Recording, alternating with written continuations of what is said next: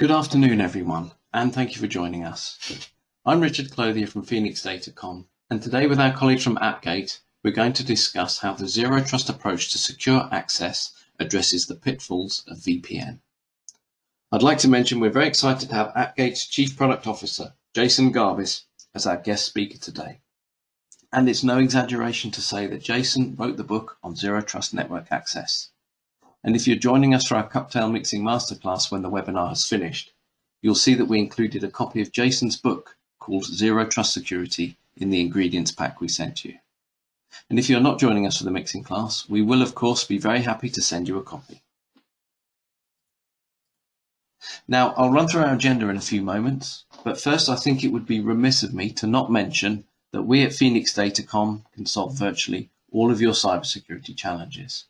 Our comprehensive services and solutions include threat protection, detection, monitoring and assessment, remediation, and security testing. And if you need to outsource your security monitoring, we also have a range of tailorable options to suit all needs. And everything we do can be demonstrated via our fully automated cyber lab in Buckinghamshire. So please do give either me or your account manager a shout after our webinar if there is anything you wish to discuss. So to run through our agenda today, we're going to cover the pitfalls of VPN in a digital era and how ZTNA addresses contemporary challenges for secure and contextual access, followed by a very brief demo of our Appgate Zero Trust solution. We'll then have a Q&A session with Jason, and I think this will be particularly interactive given the interest we have already seen in ZTNA. Plus, it's not every day that we have access to the mind of an industry leader and author like Jason. So let's keep the questions coming and feel free to ask him anything you like. And if you have some questions that you're reluctant to ask in an open forum, please do send them to me either by email or in the chat window on here so I can post them anonymously on your behalf. Now, for those of you staying on to take part in the cocktail mixing masterclass, we will split into groups to keep this nice and interactive. Now, before I introduce Jason Garbis from Appgate, I thought I would quickly run through why we at Phoenix Datacom have partnered with Appgate to bring Zero Trust security to the UK.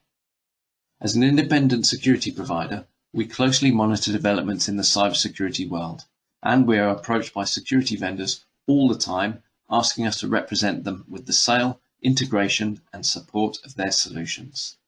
Most of the time, we don't progress these approaches beyond a solution evaluation in our cyber lab, but both Appgate and its Zero Trust technology piqued our attention for a few reasons. Firstly, our own experiences of VPN have not been entirely satisfactory, particularly around end-user quality of experience during the pandemic, and of course the continued trend for remote working. And if we are affected by the growing limitations of VPN, I think it's fair to say other companies are as well. Secondly, VPN as a technology has been around since the 1990s, and in terms of development has pretty much stood still since then, even though the world has moved on. And as you may have noticed a couple of weeks ago, hackers leaked passwords for more than 500,000 Fortinet VPN accounts. And as you may have read, President Biden recently introduced mandating measures for federal agencies to base their security architectures on Zero Trust. Now, when we look at Appgate Zero Trust technology, or as it is sometimes referred, software-defined perimeter, we are very impressed and we are already starting to use it ourselves. But if we needed further validation for choosing Appgate, Forrester Research's latest Wave report places Appgate in the category that no one ever gets fired for investing from. So enough from me. I think it's high time that I hand over to Jason Garbis, security industry author and Appgate's Chief Product Officer. A good conversation. So definitely submit your questions. Let's make this interactive. I really want to make sure that we cover this, but also take it in the direction that you and the folks here all want to go. Let me attempt to share my screen here. All right, looks like that's working. So again, thanks. And it's only 10 o'clock in the morning where I am outside of Boston. So I'm a little bit jealous because there's no cocktails for me, at least for a few more hours. But I hope that the kit they sent you is delicious and just don't drink and drive.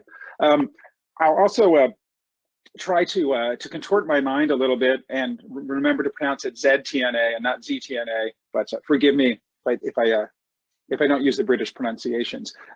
So let's dive into this. Clearly, there's a lot that's gone wrong in our industry and in IT. We'll start with the bad news here. And I think clearly we all see this not only in the newspapers every day, but in our worlds as security professionals, the challenges and the struggles that we as security leaders have for our enterprises to help secure them, enable our users to be productive, enable our businesses to take advantage of lots of this amazing new technology that we have, while not putting ourselves and our organizations at risk. And if we think about why this has happened, all of us has lived this over the last decade or more, this shift from a very traditional on-premises and perimeter-centric security model to a model that's very distributed, where you have, especially today, extremely geographically distributed users with lots of rich technology on their clients that they can use, and a much wider variety of IT infrastructure that we can use as businesses to run our businesses and innovate and take advantage of the amazing capabilities of modern cloud environments and as well as modern development environments. Now, this has made things a lot more complicated from a networking and a security perspective. And it also has happened within the context of this very heightened threat landscape that we all live in. And we're subject not only to nation states that are looking to attack our organizations, either to disrupt operations or to steal intellectual property, but also by financially driven criminals who, with the rise of ransomware and cryptocurrency, are now able to use attacks on us as a way to extract money from us. So all in all, there's a lot of complexity and there's a lot of difficulty that we have clearly keeping and securing our organizations. And of course, this begs the question of, okay, we as an industry have invested a tremendous amount in information security and infrastructure. Why are we struggling to keep up? And really my premise here is that there's two reasons that fundamentally, as an industry, information security and IT has been unable to provide a really strong foundation and a successful mechanism for enterprises.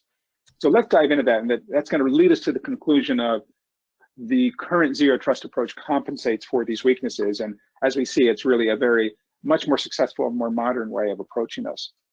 So first of all, of course, we all use TCPIP, and this technology was invented about almost 50 years ago in the 1970s. And the people who created it were amazing. If you read about the history of this, obviously in the 1970s, digital computing and networking technology was very nascent. And to come up with this technology stack and this protocol with incredibly limited technical capabilities and capacity was a phenomenal achievement. However, there's no security involved in TCP/IP. In fact, it's designed to be an open protocol to really easily connect systems to one another across the network.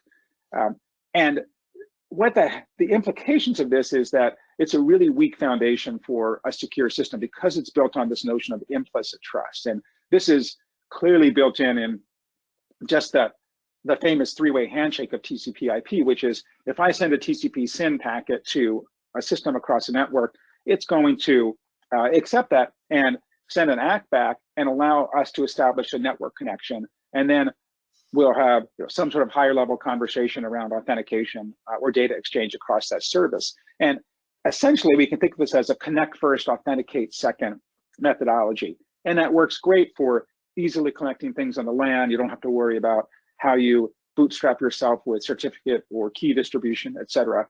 And what the implications are, of course, are that all the resources on the network are visible. And this is true whether you're on a local area network or whether you're on the internet. And of course, everything at your perimeter is going to be visible. Then you can allow a connection, or TCP enables the connection. And then and only then is there some sort of authentication that happens. And we can see this time and time again with even something as simple as an SSH service, where anyone on the planet can establish a connection to an SSH service that's exposed on the internet. They get that connection, and then they're presented with some sort of prompt for authentication, whether it's credentials or whether it's certificate based. And you would never design a system like that in today's world, because what's happening is we see thousands and thousands or millions of services that are exposed on the internet that are now exposed to every nation state and script kiddie attacker. And as we've seen time and time again, VPNs are particularly egregious at this, at having vulnerabilities and having exploits that are actively exploited by attackers to get into the front door of the organization, even without stolen credentials. The second premise here, really number 1A, is that actually VPNs decrease security. And the reason is that I think people often miscategorize VPNs as a security tool when they're really not. They're a network remote access tool. And if you think about this diagram, we have the VPN concentrator, and by definition, it has to sit on the internet and be exposed to everyone on the planet. And that means that not only your friendly, good-hearted user, but the malicious actor there. And you can tell that he's malicious because he's wearing a hat and sunglasses. So just keep that in mind. And what a VPN does is it really perpetuates the outdated and frankly insecure model of having a single entry point onto the enterprise network and then some sort of enterprise WAN or backbone that ties together these locations. So in this simple example, we've got our headquarters network, but we also have two other ancillary networks. We have a branch office in some remote location, and we have a newer environment that we set up in some sort of enterprise cloud, like an infrastructure as a service, cloud service provider. And the enterprise has a WAN of some sort, maybe it's MPLS or something else that ties those things together. So logically, this is one big network. And of course, what this means is that, number one, when the user gets on the network, typically the networking team provides very broad network access. And we'll talk about that kind of on the next slide. But it also means that the malicious actor has the same sort of access. Number one, they can see the VPN entry point, they can DDoS it, they can try to use stolen or guessed credentials or default credentials, or they could exploit some sort of known vulnerability in that publicly exposed VPN entry point. Or of course, they could get malware on the user's device. Once they're on this network logically, then they have free reign to do network reconnaissance, they could do traversal, and as we've seen, it's pretty easy for attackers, once they get in, to find hundreds or thousands of services on the network that have default credentials, have known vulnerabilities, and they can go to town for their nefarious goals of stealing IP or deploying ransomware. The second reason that organizations really struggle today is that networking itself and the infrastructure around it has a very poor, I would say, impoverished policy language. And if we think about what we mean by that is a traditional network firewall, and even modern cloud environments, the Azures and the AWSs and the GCPs of the world, really kind of fall down or default to the least common denominator of our 5-tuple firewall, which is essentially, should this source IP address be allowed to access this target IP address or network on a given port? And that question is really, it's obviously a very network-centric question, and we'd argue that it's not a very meaningful question, because we don't really know anything about that IP address. Of course, there's no connection to an identity, and there's no context around that. And IP addresses change, and of course, they're very often shared across users, especially when you go across network address translation boundaries. And these firewalls force us to answer that question, and they force us to answer that question with a yes or a no. It's a block or an allow. And that lends itself to the networking team basically having to give up, because otherwise they're going to be impeding the business. And they give up and they say, okay, I'm going to go back to this diagram here, and I'm going to just, I'm going to have to connect these networks and allow all traffic from HQ to get to the branch office and vice versa, because I have no way otherwise of distinguishing good from bad traffic. And if I try to lock it down, then all my users will be upset because they can't do their jobs. And in reality, what we need to do is we end up with this bad effect of these wide open networks and just too much access. So the solution to this is to take a zero trust approach. And what zero trust does is it compensates for these weaknesses. So first of all, it takes this approach here and it actually reverses it. And it says, we're going to authenticate, we're going to require authentication first before we actually allow a network connection to get established. So there's a mechanism that requires some level of authentication. We'll talk about how that works in a minute. Then we'll allow a connection to take place, and then we will restrict access to only those authorized resources. So now what we've done is we've immediately eliminated 99 or 99.9% of the attackers from seeing the target resources. They can't even establish a network connection to it. So it makes our systems much more resilient. And then after an identity is authenticated, we're also enforcing the principle of least privilege and restricting access to only those resources that that given identity needs to do their job. Again, reducing the attack surface and making ourselves much more resilient in the case of when an attack does occur.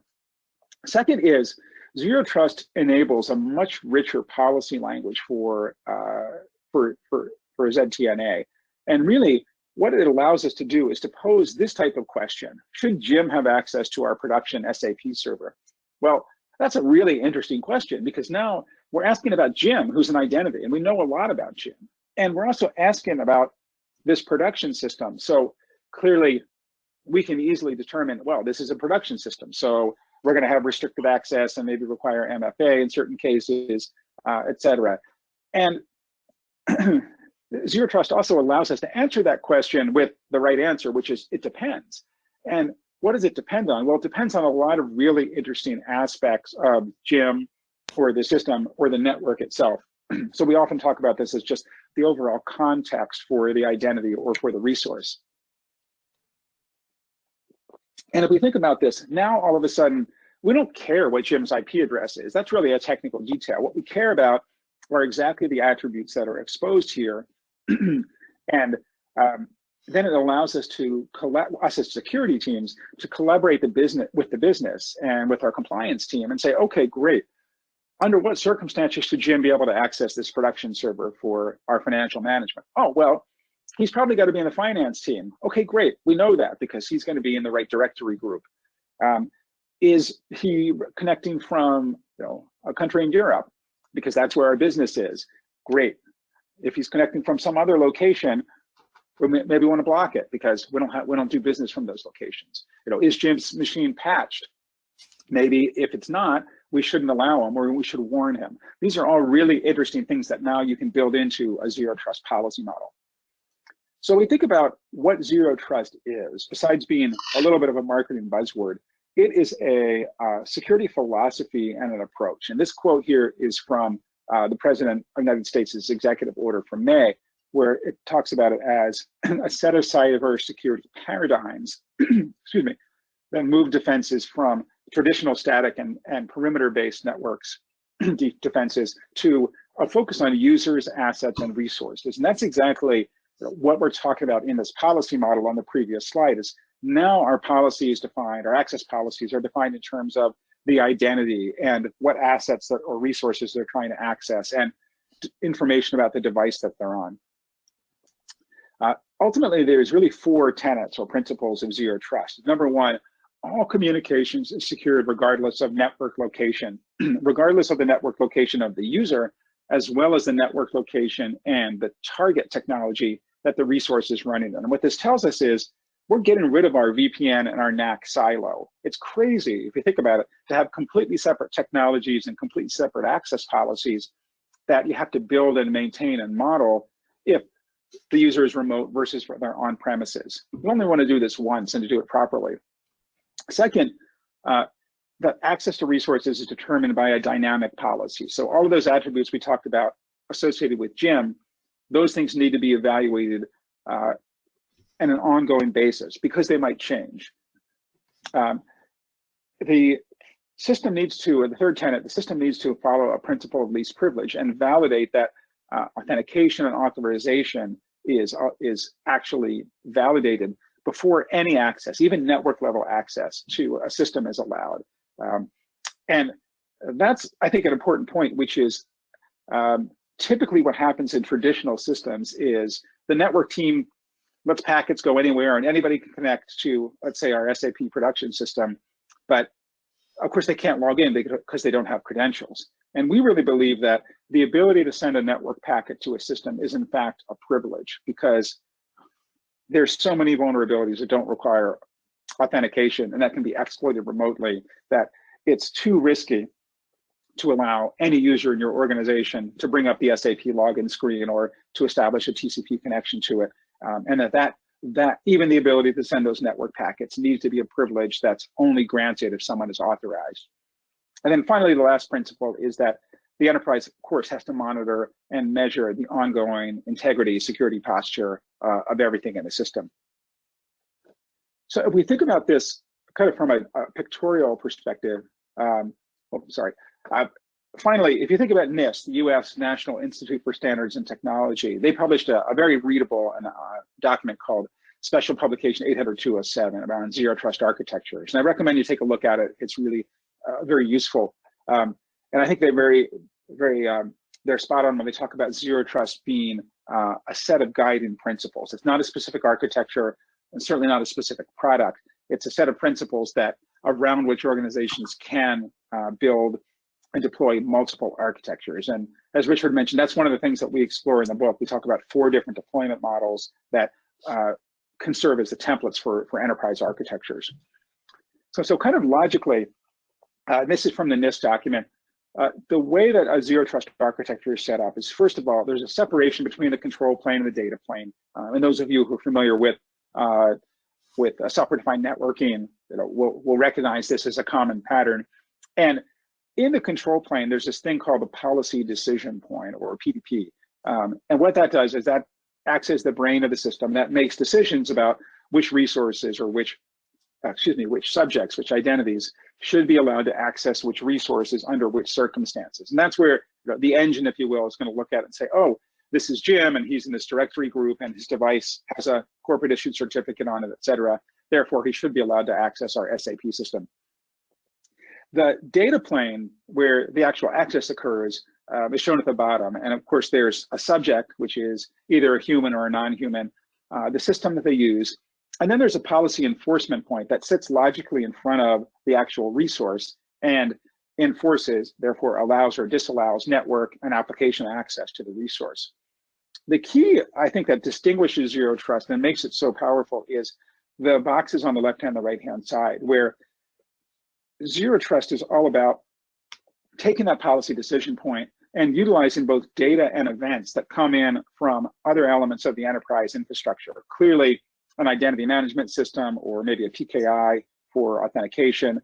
Clearly, things like an endpoint management or a SIEM for looking at ongoing activity and events, and other components like a service desk or a configuration management database. All of that needs to be available as input into the policy decision point, so it can make well-informed decisions about whether a system, a user, should be able to get access to a given resource at a given point in time. The PDP also needs to be sensitive to events, so that I log in the morning, I turn on my device, I'm doing my job. 3 hours later, something happens. Maybe there's some malware on my device that starts acting maliciously, and our endpoint system or our SIEM system detects that.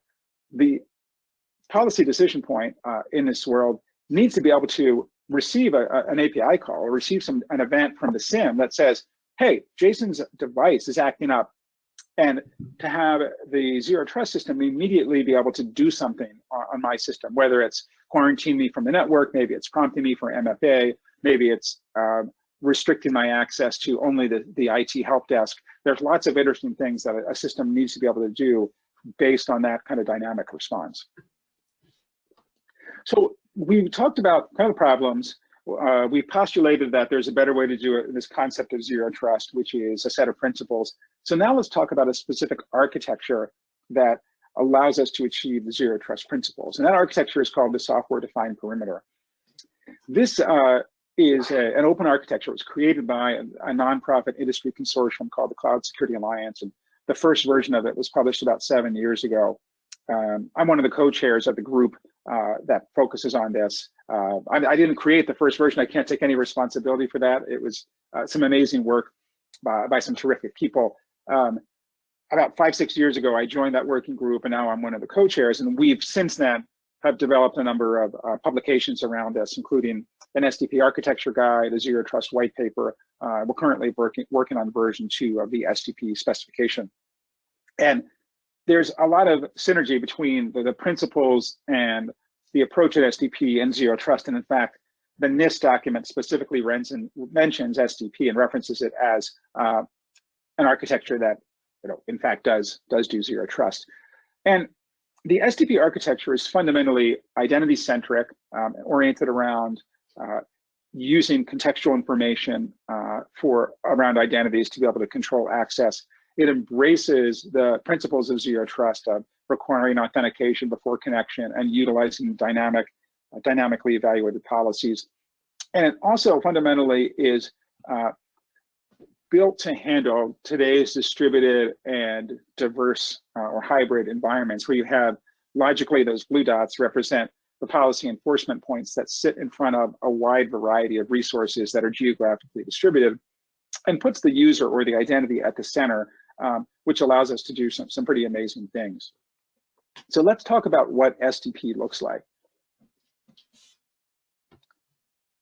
So like anything else, SDP can be deployed in a variety of architectures, and what we're choosing to depict here is kind of the most common and a simplified view of this to make it easy to understand.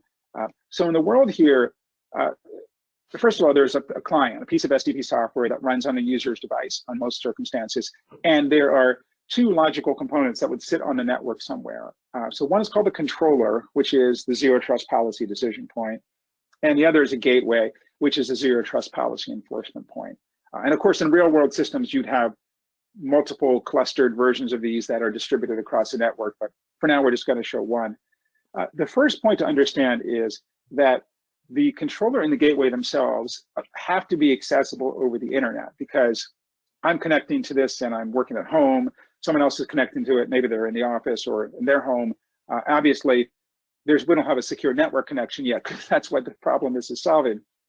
So those things need to be accessible on the internet. But what SDP says is, we're not going to repeat the mistakes of VPNs. So we're actually going to hide these. We're going to cloak them on to unauthorized users, which gets around back to the principle of making sure that there's authentication before connection.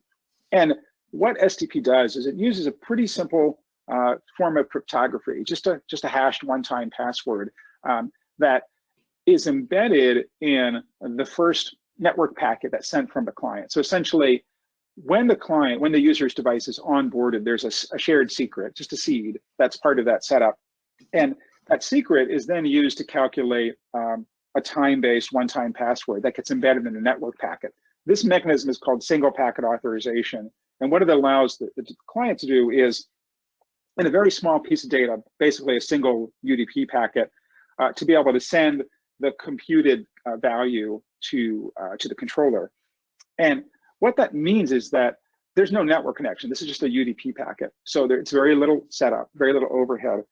And because it's a very small amount of data, it allows the controller to very quickly, in a very computationally lightweight way, distinguish valid from invalid clients. And this is what makes the controller and the gateways safe to secure on the internet and resilient to attacks.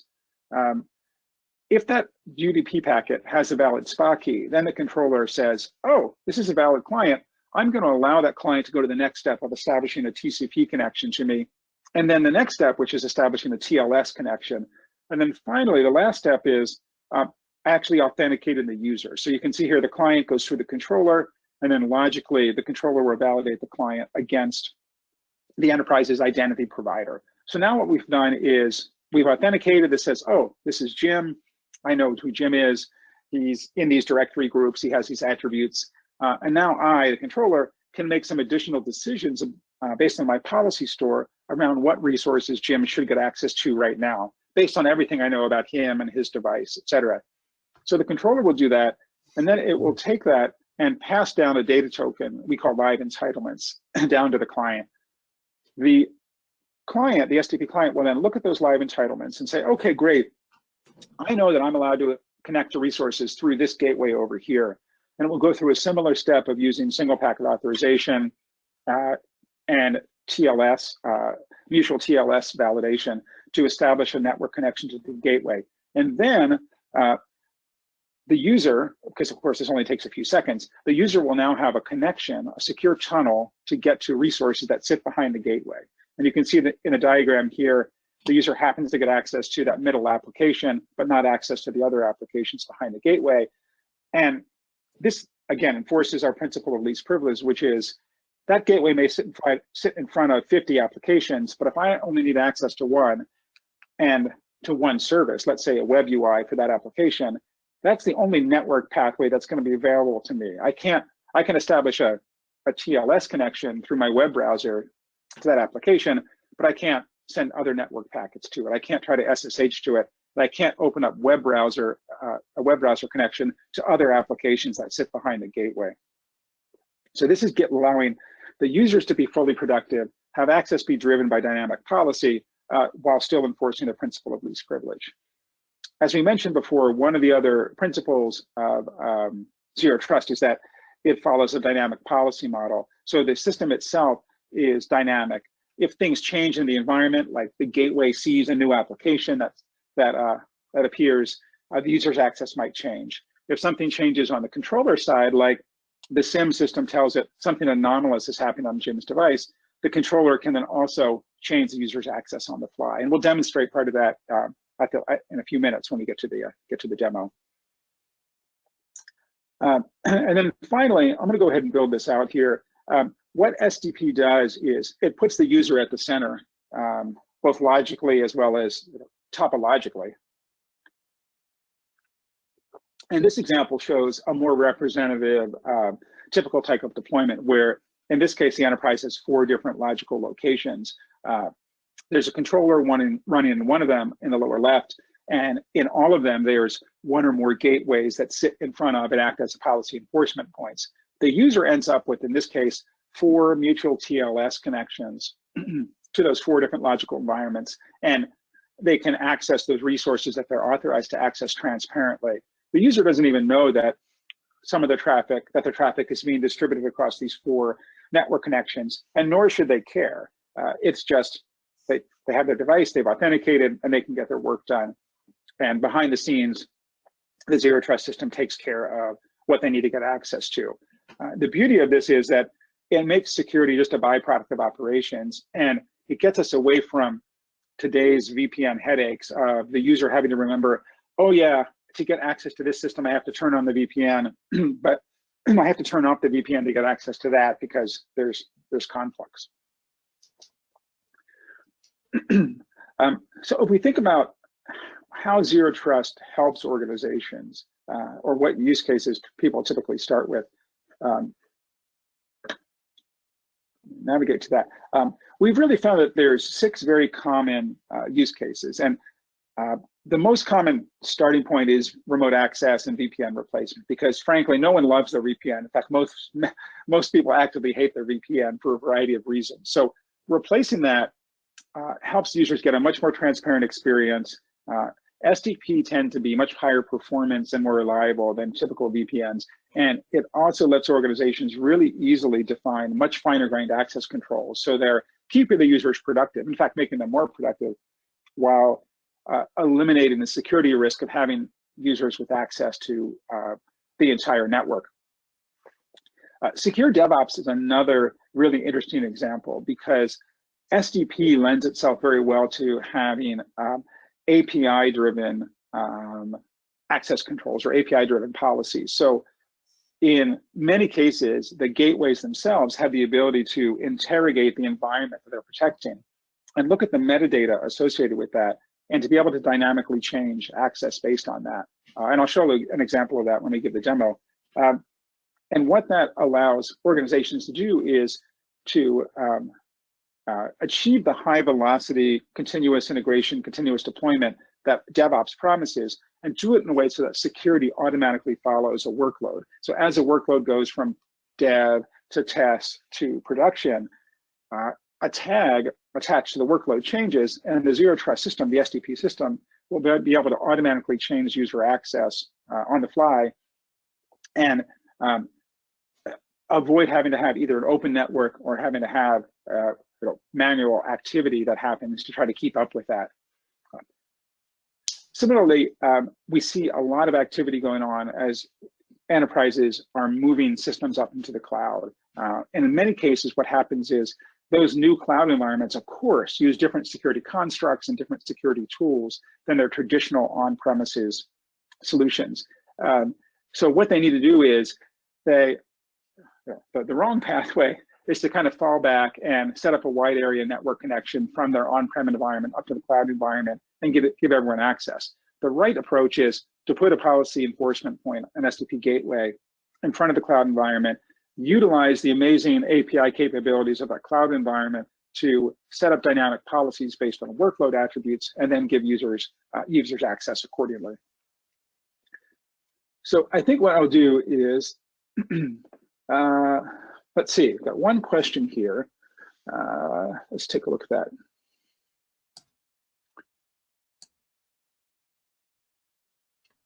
Do you want me to read that out?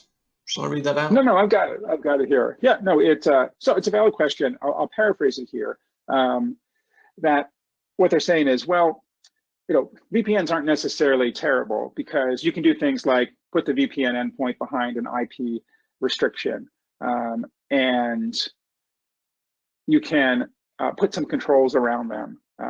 So let's talk about that. So one of the challenges around VPNs from an IP address restriction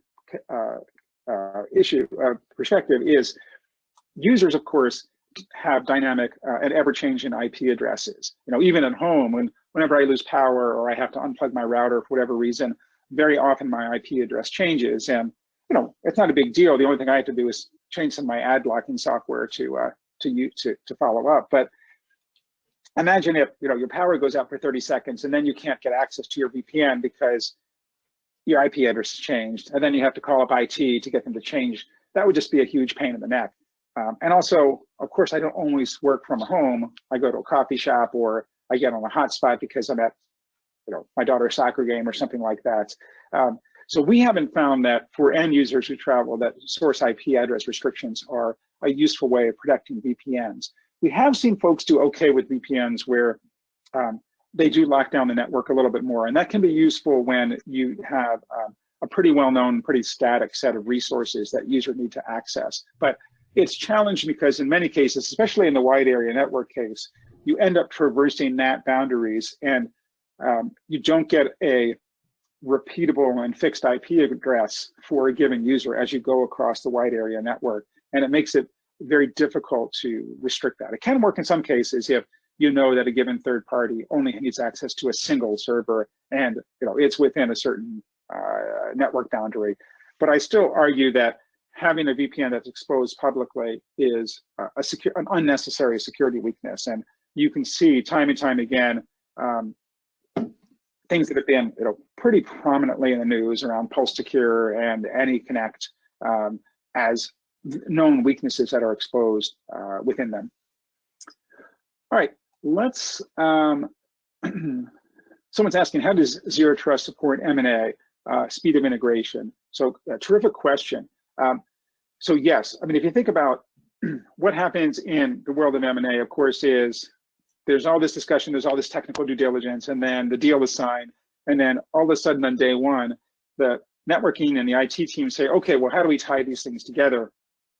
And that's never an easy task because very often you have geographically distributed networks. You've got probably very different types of technologies, different identity providers, different network monitoring and security systems, and you probably have overlapping IP address ranges that can be a huge, huge problem. So what Zero Trust does is it says, okay, we know that on day one, we need people from company A to get access to certain things in company B and vice versa. Well, you can very easily in the acquired company deploy an SDP gateway, provide access for a limited number of users to very specific things like your IT administrators, your network administrators, or your finance team. And you can do that even if there's overlapping IP address ranges that would normally cause problems. Likewise, as things start to transition from one system to another, you can also set up access for server to server. So if you have a traditional, let's say, on-premises financial management system in the acquired company, and likewise in the acquiring company, and these things are, of course, deep inside the networks, you can use SDP to connect one to the other in a way that doesn't have to expose either of them to the internet.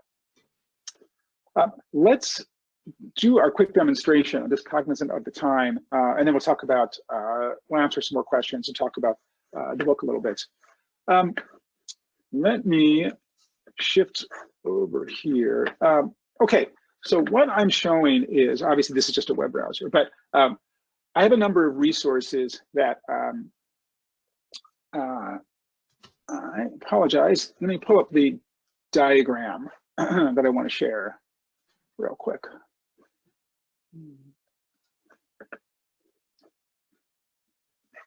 Okay. This is a high-level picture of the demo environment. You can see here, I'm at the center, I'm the user, and we have a whole bunch of different locations, logical locations across different cloud environments and on-premises environments that are protected by the SDP gateways. You can see there. So physically separate, different IP addresses, et cetera. And we have a whole bunch of different identity providers shown in the upper left that we can authenticate against. So this is essentially what we're going to be showing here. And what we want to show first is, make sure I get the right IP address. So I'm going to click on this IP address, and you can see this is a private RFC 1918 IP address, 10.128.0.3. Obviously, I can't get access to it. My home network is not that IP address, and my browser has no idea because that's a non-routable IP address. So that, of course, will fail. And how do I get access to that? Well, of course, I have to log in. So this is my SDP client, and you can see I'm not logged in yet. I wanted to kind of show you from scratch. So first of all, we happen to be using a SAML-based identity provider, Okta, in this case. So I'm going to click sign in, and because I'm starting from scratch here, you'll see me go through the whole authentication process. Typically, normally what happens is users will just have the SDP client launch automatically when they log into their desktop. And typically, they will also be using the same identity provider that they use for their enterprise. So they only have to log in and authenticate once. In this case, I'm kind of showing you going from scratch. So I'll click sign in. You can see it redirects here. It's asking me here, I'm in this Okta environment. So I'll click OK with my cache credentials. And we happen to have multi-factor authentication attached to this. So it's asking me to do this. So I'm going to click send push. I get this little pop-up on my phone that says, hey, is this you? And I'll say yes. And in a couple seconds, that should go through. Okay. So now if I come back here, you can see it's thinking.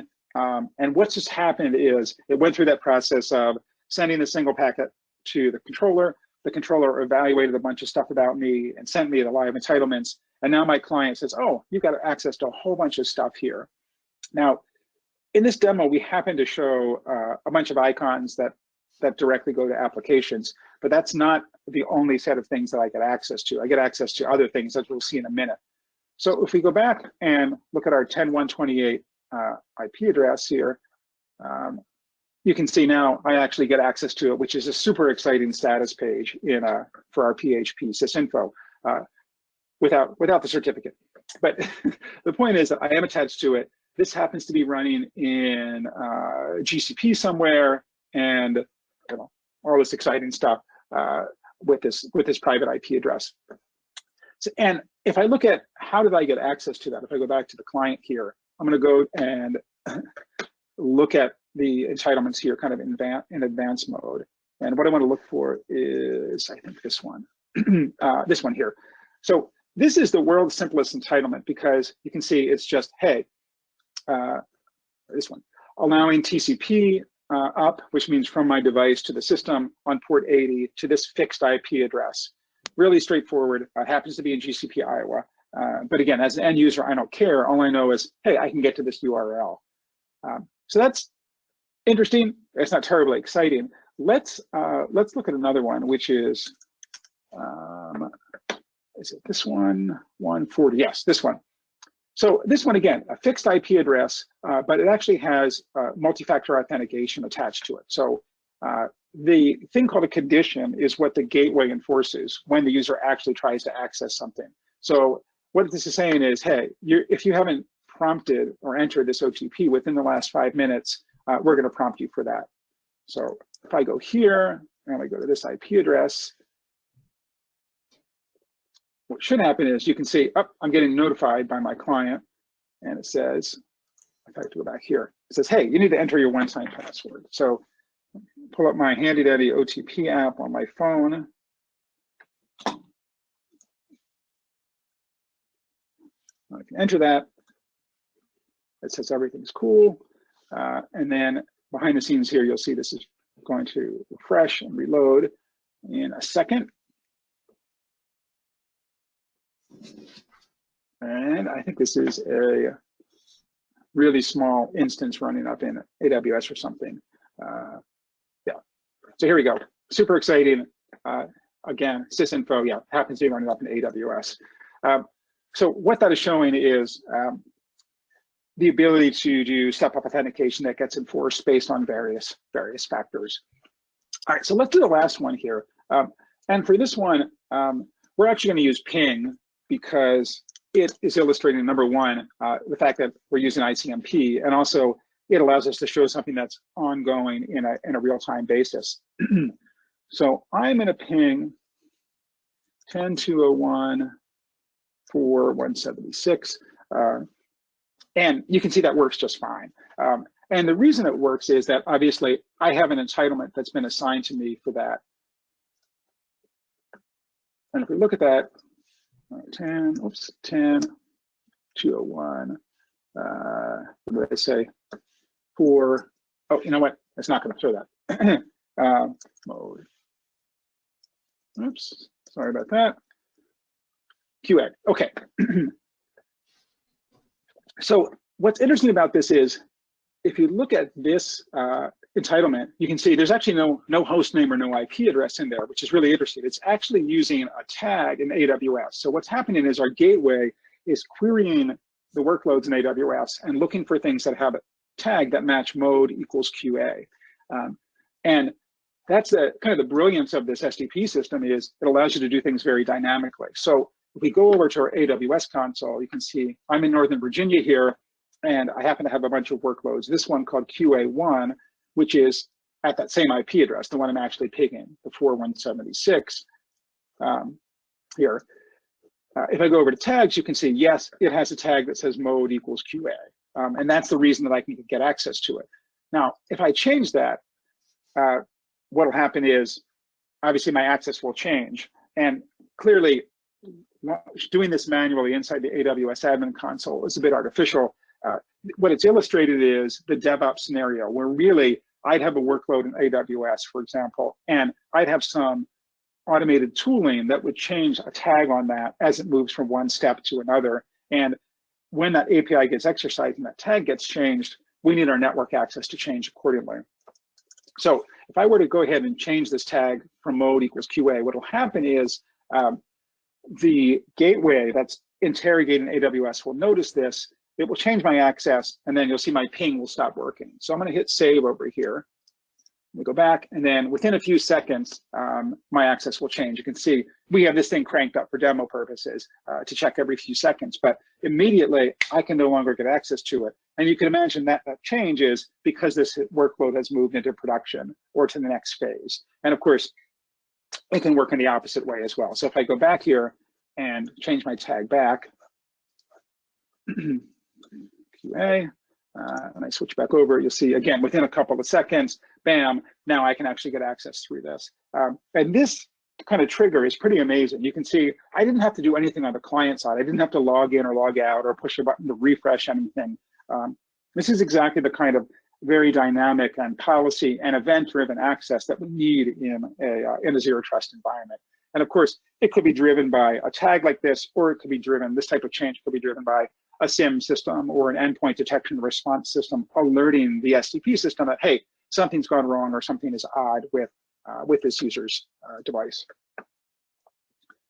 All right, I recognize that we're running out of time here. So let's, excuse me. There's a number of good resources that I recommend. So I mentioned NIST 800-207. There's also some other things that the US federal government has published, one of which is this Zero Trust Reference Architecture from DISA, which is the Defense Information Systems Agency. And then here at the bottom, just over the last couple of weeks, the US government has published a zero trust maturity model and a cloud security technical reference architecture, as well as a zero trust strategy document. And they're all available here at this URL. The SDP specification and architecture guide, they're all available here under the Cloud Security Alliance site under SDP and Zero Trust. And then 2 books. There's a great, very readable Zero Trust Networks book that was published about 4 years ago. And then my book that was published earlier this year, which we'll drill down on real quick. I do want to leave time for questions, so I won't gonna go through this in detail. But what we do in the book is we talk about the principles and the need for zero trust along the lines of what we talked about today. We expand on the zero trust architectures and explore 4 different models, one of which aligns with the SDP model I talked about today. And then we talk about zero trust in practice, examining a few public case studies. And then in part 2, in the heart of the book, we really enumerate all the different facets of IT and security and talk about each of them in depth around how they are affected and integrate with and changed by zero trust. So clearly, for example, identity and access management is at the heart of what a zero trust system needs to validate identities and to get context to make access decisions. Other elements, the more technical elements like network infrastructure or IDS, IPS, et cetera, have different interesting ways that they're affected by or could be changed by zero trust. And then of course we talk about cloud environments and other areas. And then finally in part 3, we talk about a zero trust policy model, tying together a lot of the elements that I talked about today. We enumerate the zero trust scenarios, which largely correspond to those 6 that I talked about earlier. And then we wrap up with some conclusions around how folks can get started and ways to approach a project, a zero trust project. So with that, I certainly want to thank you. I want to thank Richard. I know we're getting up to the top of the hour and many of you are waiting for their cocktails, but I do want to open up the floor for questions, either verbal questions or chat questions. So we'd love to hear from you. And Richard, I don't know if you have anything that came to mind that you want to pose right now. Yeah, okay. Yeah, thank you, Jason. We have had a couple of questions through on the chat, but I'd just like to say to everyone else first, it's not every day we get to pick the brains of an industry leader of Jason's caliber. So yeah, before I bring out any of the questions I've already received, is there anything that anyone would like to ask now?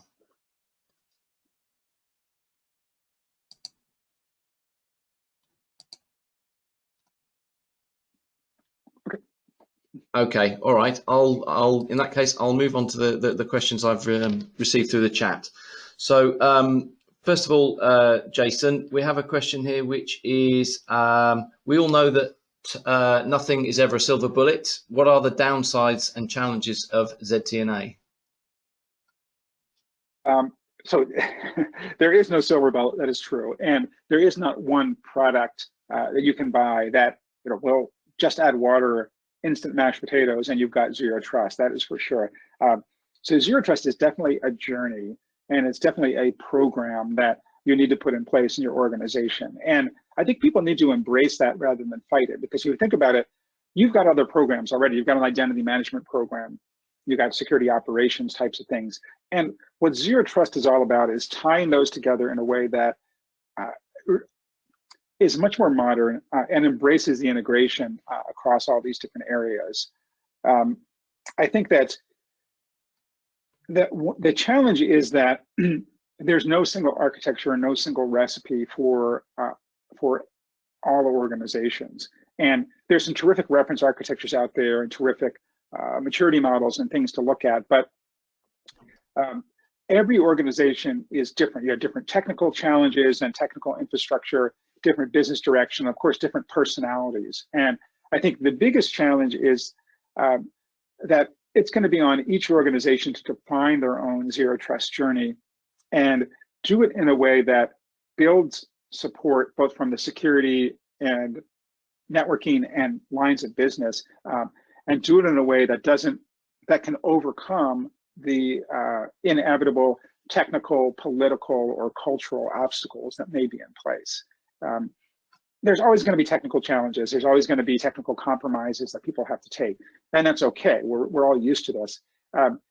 I found that the best way that organizations and that security leaders can get started is to understand strategically where they're going and to put together this big, strategic roadmap for zero trust, but to find some really focused first 1 or 2 projects that can be done in 30, 60, maybe not 30, but 60 to 90 days, and start to show some benefit for the business. Find areas of friction where, oh yeah, people hate the VPN, or they can't stand using this old identity provider, when are we gonna move? Or we have this new cloud environment and people have wide open access. Areas where you can address some real points, some real pain points, and then start to build benefits and deliver value to the organization. And the best ZTNA projects that we've seen are ones where after 1 or 2 of these focused projects, the team sees kind of a queue of people in the lines of business saying, hey, put my application on that, onboard my team to this.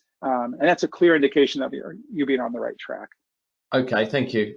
We are running out of time and we have a few more questions, so I'll bring those out now. If you could respond, reply as quickly as possible. We have one here saying, what are the must-have ingredients an enterprise must have in place before considering moving to zero trust? I think that you need to have at least a reasonably well understood identity management system and process, because clearly you have to have users authenticate against something, and you don't want to introduce something new unless you really have to. So understand how your identity management system works and how your users authenticate, and have at least a basic understanding of the resources and the locations that users need to get access to. Okay. And very often we see folks who start small and say, okay, I'm just going to handle maybe my highest value resources or my highest risk team, and lock that start down, but leave the other 80 or 90% of the users using traditional access to start with. Okay, thank you. Another one is integration of legacy tech and depth systems. How does this work, e.g. old client server? It's a good example, and it's an example of the way that the SDP model works. That architecture works really well with legacy system because the gateway sits in line in the network and acts as essentially a network firewall. So we've seen customers do exactly this, where they have this is a financial services customer that had some legacy core banking system and client server. And what they needed to do is they needed to tie that to their modern SAML-based, cloud-based identity provider. So they deployed an SDP gateway in front of that banking system. And because that network traffic couldn't get through until and unless the user was authenticated, they were able to tie access to this modern identity system, but enforce it on the network. And because the gateway is on the network and in front of that application, there are no changes necessary to that application because, of course, changing that would be impossible. Okay. All right, thank you. And another one is, with a move to ZTNA, how can policy control over complication be avoided, as each application needs a policy model, and this could become difficult to manage in a large enterprise? The key around this is to try to make as much as possible be driven by attributes that are consumed by the ZTNA system, like identity group membership is a great example of that. And to also keep in mind that in many cases, a zero trust system is not replacing the application's own internal role-based access control model, for example. So it's not like you're saying, okay, I've got different roles of users inside of my financial system, and I want to model that in ZTNA. I haven't seen that be the case anywhere. What happens is the ZTNA system is used to control network level access to that application, and then whatever RBAC and authentication mechanism is already used by that application continues to be used unchanged. So it definitely contains the scope of a zero trust system and makes it much, much easier to deploy. Ideally, you would rely on or create additional directory groups or identity attributes based on what you know about who should have access to what. Okay, thank you. Another one we have is, can you use this to protect and control a device which you cannot load additional software onto? So yes, definitely. So clearly, you think about IoT devices, let's just say printers or IP cameras or things like that. You can do that in both directions. So one is clearly, if they'll put those devices behind a gateway, those things have IP addresses, and you know those IP addresses, so you can very easily define a policy that says, oh, these users can get access to this system under certain circumstances. The reverse connection is a little bit different, where if I've got an IP camera in some remote location and I need that to stream video up to a server that's in my headquarters, clearly you can't install software on the IP camera, and it's a server-to-server scenario. So what we do is, in our implementation, we support what we call a connector, which is essentially a device on the local network or a virtual device on the local network by the IP camera, and you set up a policy on that that says, okay, traffic from the IP camera gets routed through that connector and then across the secure tunnel up to the video server. So that model works and is supported as well. Okay, thank you. Another one is there a recommended way of managing access to devices such as network switches using ZTNA, please? Yeah, this is a really interesting scenario because this is clearly high value and high risk. What we recommend is to tie that type of access to a service desk ticket or assist a business process like that. Because if you think about a typical organization, I've got 1,000 network switches, and my network administrator needs to log into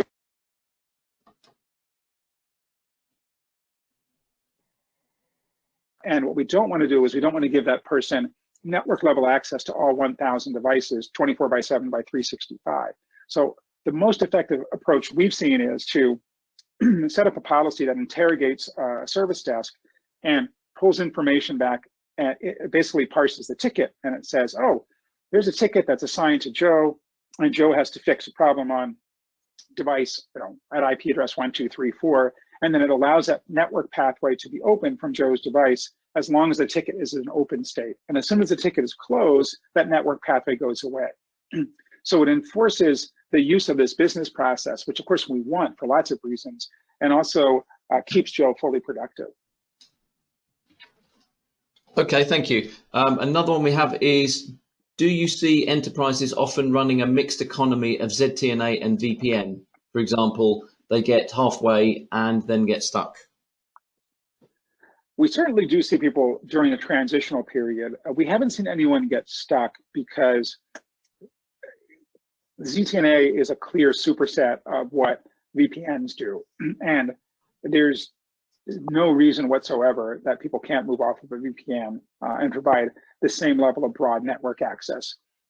The only kind of wrinkles that we've seen once or twice is where people have built some interdependencies between their VPN system and other systems in their enterprise. And that just takes a little bit of extra work to kind of unwind that in some cases. So if someone, for example, has some sort of custom script on the client device that uses a local API or something from the VPN client, they might have to recreate that or think of a different way to do that on the ZTNA solution. But we've never seen anyone get stuck and not be able to fully decommission their VPN. Okay, thank you.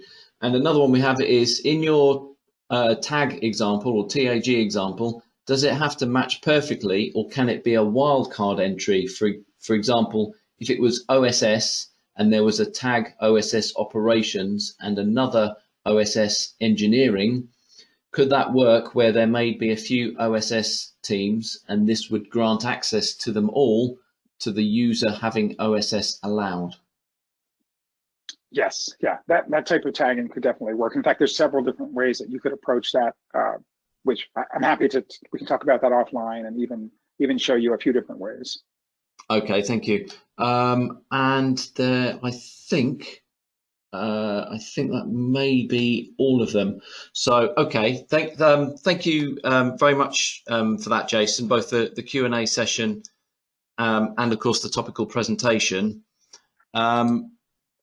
And just before we split into groups for our cocktail mixing masterclass, I should just mention that we at Phoenix Datacom are the people to talk to in the UK for the provision, integration and support of the Appgate Zero Trust platform. As I said at the start of the webinar, whether you look at VPN's propensity to deliver secure access in this digital era, or that the White House is mandating zero trust measures, and as we all know, when America sneezes, the world catches a cold, it's easy to see why zero trust is one of the fastest, if not the fastest growing security needs at this time. So if you're not staying on for the cocktail mixing class, I'd like to thank you for your participation today and let you know that my colleagues Laura Barnes and Jamie Field will shortly be in touch. But if you have any questions in the meantime, please do not hesitate to contact me. Thank you.